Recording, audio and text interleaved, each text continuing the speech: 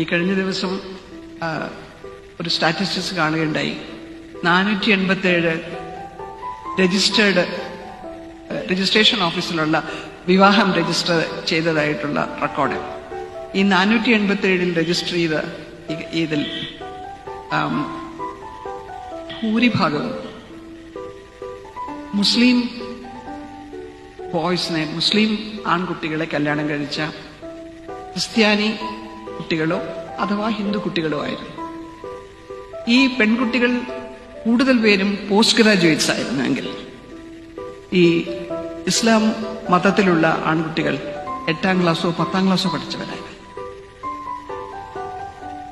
ഡാറ്റയെ വിശ്വസിക്കാൻ പറ്റുന്ന ഒരു കാലമല്ല. എങ്കിലും അധിനിവേശത്തിന്റെ കാര്യം പറയുമ്പോൾ നാം വിചാരിക്കാത്ത ഒരുപാടിടങ്ങളിലേക്ക് അധിനിവേശം സംഭവിക്കുന്നുണ്ട്, ഇൻവേഷൻ സംഭവിക്കുന്നുണ്ട്.